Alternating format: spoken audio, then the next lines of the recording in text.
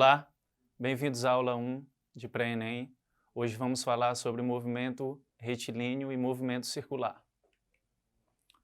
Eu quero relembrar com vocês antes algumas expressões importantes. No movimento uniforme, no movimento retilíneo uniforme, nós temos dois tipos, o movimento retilíneo uniforme e o uniformemente variado. No movimento uniforme, as expressões que regem são essas, tá? De velocidade, aceleração e a função da posição. No movimento uniformemente variado, são essas expressões, tudo bem? Eu trouxe algumas questões que nós vamos resolver e ao longo da resolução vamos discutir os conceitos, tudo bem? Primeira questão.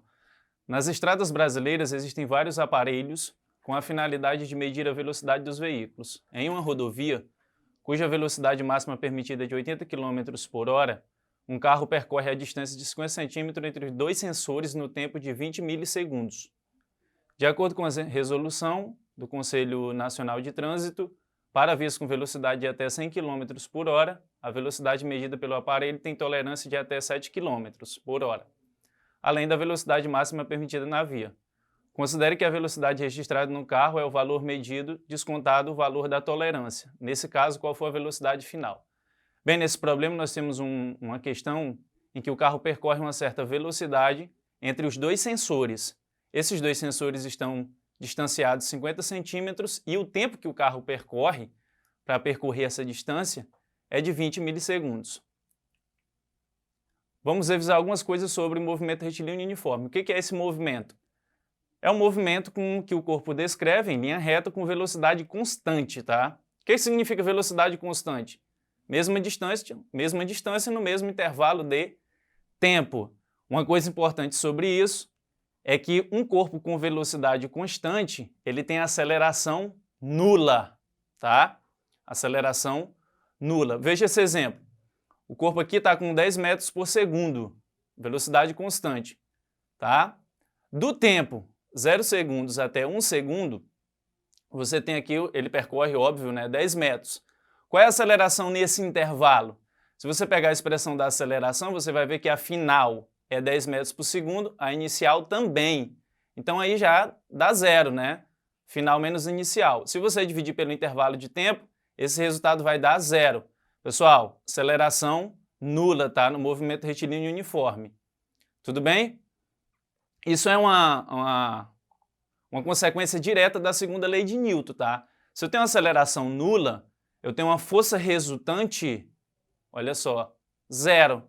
Entretanto, o corpo ele vai estar em movimento, tá? É importante lembrar disso, que é a lei da inércia, Todo corpo em movimento tende a permanecer em movimento, em repouso tende a permanecer em repouso.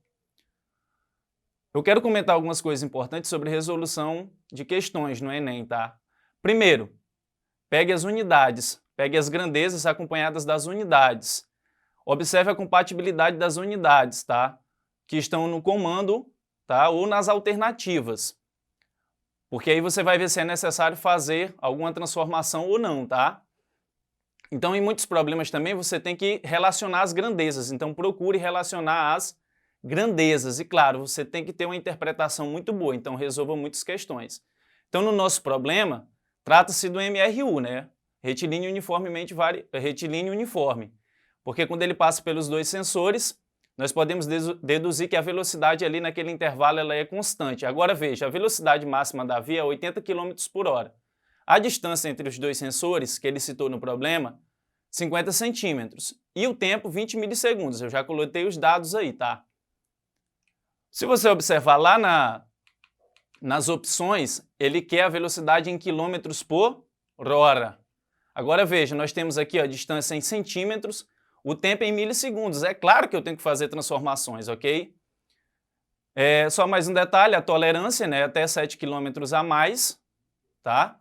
Então, em tese, a via tem 80 km, Até 80 km, a máxima permitida, só que o radar vai coletar 7 km a mais. Ele quer que calcule desconsiderando esses 7 km a mais, tudo bem? Então, vamos lá. Como é que a gente calcula a velocidade? Distância pelo tempo. Quando eu transformo as unidades aqui, centímetro para metro, 50 centímetros fica 0,5 metros. O tempo, 20 milissegundos, esse milha aqui, esse prefixo, é 10 a menos 3, tá? Não esqueça do milli, do micro e do nano. O milli, 10 a menos 3, o micro, 10 a menos 6 e o nano, 10 a menos 9. Tudo bem? Então, essa distância aqui, nós vamos trabalhar ela em metros, 0,5 metros. O tempo, 20 vezes 10 a menos 3 segundos. Se você fizer esse cálculo, a velocidade dá 25 metros por segundo, só que ele quer a resposta em quilômetros por hora. Então, tem que multiplicar por 3,6. Isso vai dar 90. Essa é a velocidade registrada pelo sensor. Entretanto, ele quer que calcule desconsiderando os 7 km a mais que o sensor detecta. Então, eu tenho que subtrair isso, que a velocidade dá 83 km por hora, alternativa C, a alternativa correta, tudo bem?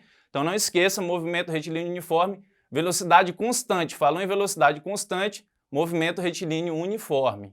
E a aceleração é nula, tá? Outro problema aqui, ó, de MRU. Você foi contratado para sincronizar os 4 semáforos de uma avenida, indicados pelas letras, está aqui a figura, tá?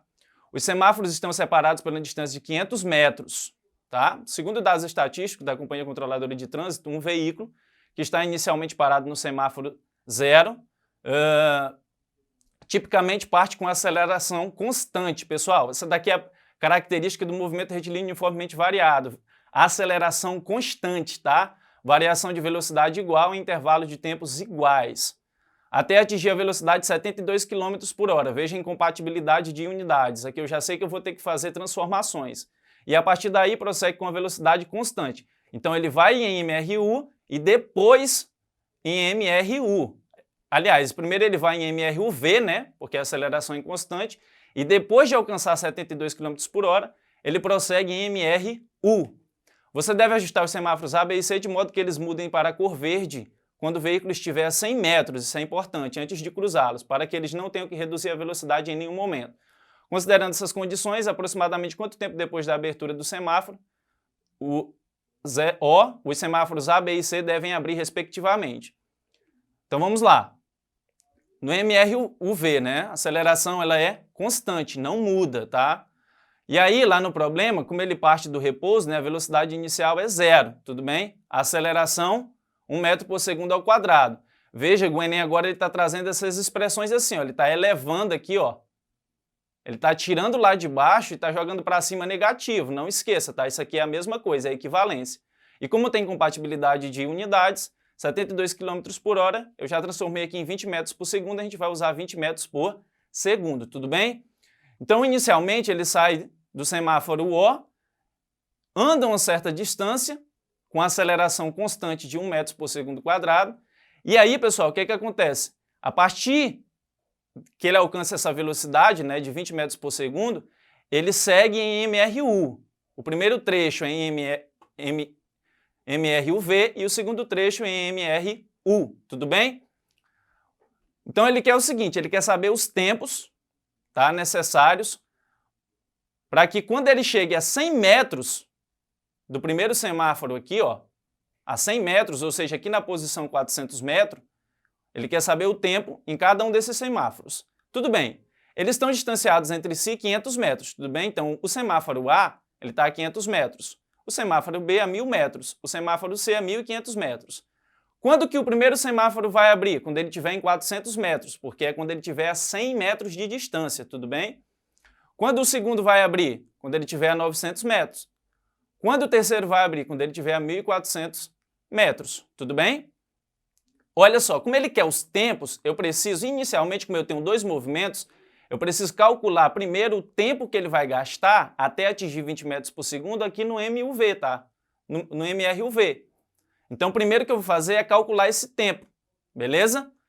Se você calcular esse tempo, usando a expressão aqui da velocidade final para o MRUV, você vai descobrir que esse tempo vai ser de 20 segundos. Ó. A velocidade final, eu sei qual é a velocidade final, porque ele deu no problema, 20 metros por segundo.